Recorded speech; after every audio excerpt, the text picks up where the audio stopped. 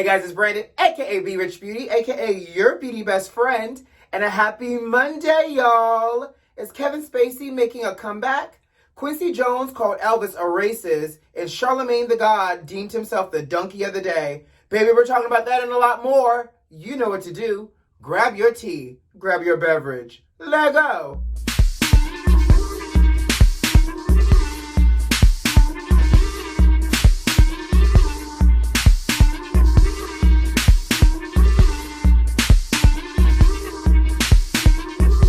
Hey beauty besties, happy Monday. Did you have a good weekend? And how are you? Your boy did nothing this weekend except be domesticated around the house.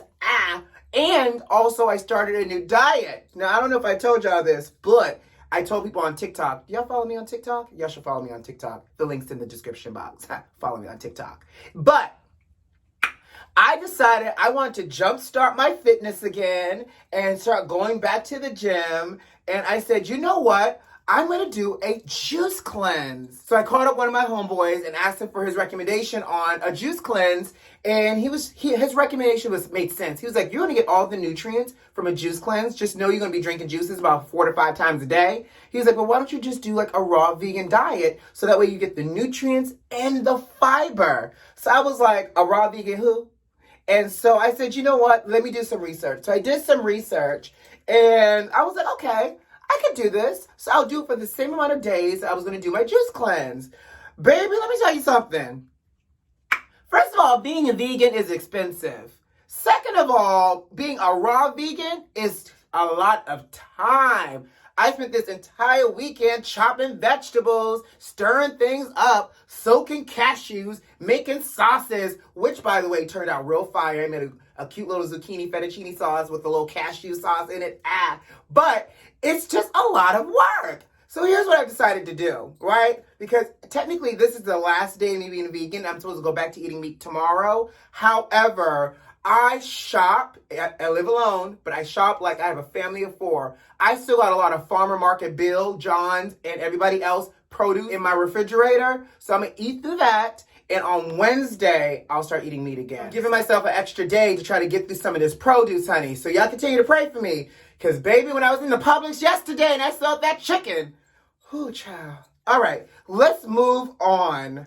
So do y'all know Kevin Spacey, the actor who in 2017 had allegedly over 20 boys come forward saying that he sexually assaulted them? And then 2018, he was then hit with some felony sexual assault charges.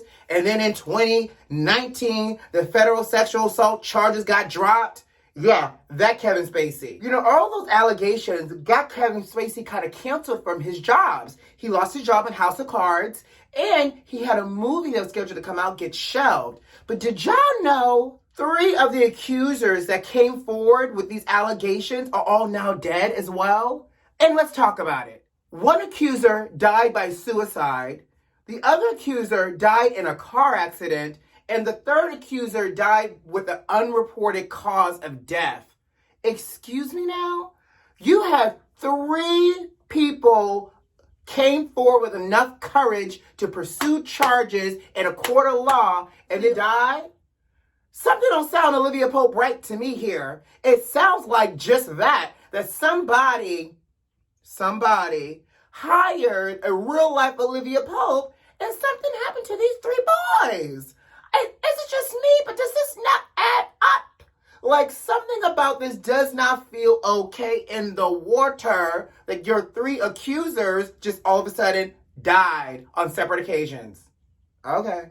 Well, Hollywood canceled Kevin Spacey, but guess who came knocking? The Italian film community. So much so that Kevin Spacey is being taken out of timeout now and has been offered a role in a new movie. Guess the role that Kevin is taking on in this movie. Kevin is playing an investigator who's investigating allegations of pedophilia by a blind artist. I mean, I've heard of method acting, but doggone it, that takes it to a whole nother level. And Italy says they do not care. Because high key, low key, and all the keys in between, Kevin is only 4 years out of this accusation period. And so apparently Hollywood said, we can't wait no more. We don't care what's happening in your personal life and these allegations of inappropriate behavior with underage boys. We want you for your acting. Okay, sounds about white and privileged to me, but I digress. Let's move on. Quincy Jones is trending in the news, so Quincy has gone on record accusing ELVIS of being a racist motherfucker. Okay? Now, here's the thing about this. I love me some Uncle Quincy right here in this moment. Quincy said that back in the day, in the 50s, he was working with Elvis Presley's band leader in the studio on some music. And Elvis himself came into the studio, saw Quincy, who's a black man, and said, I don't want to work with him. And the band leader, even according to Quincy, corroborated the story. It was like, the band leader didn't like working with Elvis because the band leader said that Elvis was racist himself. So Quincy said, I refuse to work with Elvis because guess what? He was racist. Now, you don't say. This is the same man who took Big Mama Thornton's hound dog and made it his own. This is also the same man who, by the way, married a whole 14-year-old. So us adding racist to this laundry list of what Elvis Presley used to do does not sound surprising or should not be surprising to us either, beauty besties. Quincy also went on to tell a story about Truman Capote and how Quincy was working on a score for one of Truman Capote's movies called In Cold Blood. And Truman called up the director and asked the director, why is this Negro working on this film? And apparently the director was like, because he's Quincy Jones and he's going to work on this film. But what I love about this is Quincy said, I've lived my life. He said, I'm about to give y'all every single secret that I know and I've seen in this industry for as long as I've been on this earth. Because at this point, I ain't got nothing to lose. And guess what, Uncle Quincy? You don't. Keep the stories coming. We want to know all the greats and great classic stories for all the people you've worked with. And I'm here for it. So, what are you guys' thoughts? Are you guys big Elvis Presley fans? You know, it's not our generation, but you know, people are real big Elvis fans. What are your thoughts here? Do I believe Elvis had racist tendencies? I'm not going to say I don't believe it, and we're going to leave it at that. Let's move on. So, if y'all recall correctly, the last time we talked about Portia and her new boo, Simon Gobadia, we also mentioned that word on the street was, Shamia, Portia's best friend, her BFF, was also the African Connect in Atlanta. Well, it looked like that story might be true. Well, over the weekend, Portia posted a few photos with her and her boo, talking about she's going to stick by him to the end and all the other great jazz. And then Shamia crept into the comments and threw up some hearts and likes. And then Portia responded back to Shamia, was like the best matchmaker around. Oh, excuse me? The best matchmaker around? What you're saying, Portia, is did Shamia help to matchmake you and Simon? Oh, okay. But you know I got questions. If this is true, Shamia, how you matchmaking a whole grown married man with your BFF? And on top of that, how you matchmaking with your co-worker's husband? Because Shamia is a friend of the show. Fallon was a friend of the show. That makes them co-workers. So to me, that's like your homegirl that sits next to you in the cubicle at work. You know, the one that you share all the tea in the office gossip with, that you go to lunch with. That's like your homegirl at work matchmaking you with Miss Brenda's husband from accounting. That's not how this works. Y'all co-workers. Shamia, how you... And not only that, they announced that they was together like only for a month. Simon was still going through changes with Fallon and Shamia making the matches. Okay, Shamia. Now, all I got to know is, now that you got a successful match, honey, are you about to go into the African matchmaking business, Shamia, in Atlanta? Because that could be another niche for you, honey, since you got the connect. And where do I sign up? You know, just out of curiosity and also just asking for a friend. Because apparently, Atlanta got the African millionaires, billionaires on lock, and Shamia is the plug. We see you, Shamia. We see you. And is it also me, but I can't help but not think that a part of this Portia Simon thing is also a little bit of publicity for Portia and a little bit of, it feels a little PR-ish as well. And here's the reason why I say that.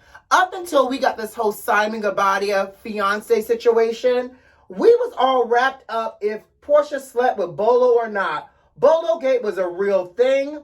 We were committed to Bolo Gate. And now all of a sudden, she's engaged, she got a fiance, and we've stopped talking about Bolo. Don't that seem a little convenient? I'm just saying. Now, I wish her nothing but the happiness, but you know, I'm still here for all the drama and the tea as it surrounds this ex-husband, this ex-co-worker, and now it's her fiance. I'm just saying, it's messy tea. I love it. Speaking of messy tea, child, have y'all seen the messiness between former NBA player Kwame Brown and Charlamagne the God? Child, I love it when the guys get messy. Well, apparently, Kwame had went on Instagram talking about Matt Barnes. So obviously, Charlamagne Tha God is on Breakfast Club, his radio show. And on the show, Charlamagne said, leave Kwame alone because, you know, he's been through a lot with his family history. His dad allegedly killed his girlfriend in 1990. His brother had an alleged murder-suicide. A lot of drama, a lot of death, honey. But the daddy allegedly murdered his girlfriend, the daddy's girlfriend, with an axe hammer. An axe hammer, sir? Okay. Now, Kwame didn't take too kindly to this. In fact, Kwame responded and got real petty in his deep down purse of petty. He pulled out Charlamagne's 2018 allegation of rape. Child, the same rape case that apparently Charlamagne pled guilty to. And Kwame said, as you're talking about me and my family, let's talk about the Charlamagne the rapist and how women seem to still support him and how he got loads and loads of famous female friends and they still support this accused rapist. Basically, Kwame says, Charlamagne, keep my name out your mouth and you ain't got to talk about my family. Well, fast forward to that. Then Kevin Hunter, Wendy Williams' ex-husband, wanted to jump into the game of petty and dropped a whole cryptic Instagram message talking about, oh, I see we back on this Charlamagne tip. Well, the truth will soon come to light and all lies will be exposed and the truth shall be revealed, and that apparently Kevin and Wendy had put Charlamagne on back in the day. Number one radio station. Baby, I don't know where Kevin came from, but Kevin dropped the tea. Now, I'm going to tell you something, Kevin Hunter. If you're going to drop tea and talk about this like your ex-wife does, give us the real tea. You can't just boil the water and then walk away and not finish the cup of tea, child. He gave us, oh, we're going to talk about truth and expose this.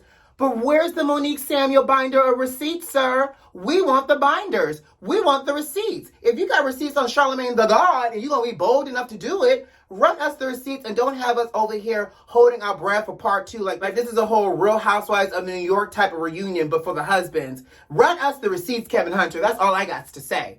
Well, Charlamagne Tha God went back on the radio and he actually gave himself the donkey of the day. And he said, you know what? Even though all of the things I said are public information, I should not have brought it up because me bringing it up also, you know, causes a PTSD effect for the people involved and inflicts trauma on them unnecessarily. So I appreciate Charlamagne trying to own his actions, but he owned those actions real petty. Even though they're public, I should not have brought it up. Okay, Charlamagne, we see you, petty Betty. And on that note, guys, I got to go. Guys, you know what to do. Subscribe to the channel if you like this video if you like, and leave me a comment. Most importantly, check the notifications and make sure they're turned on. Who loves you? I do. I'll see you on Wednesday. Bye.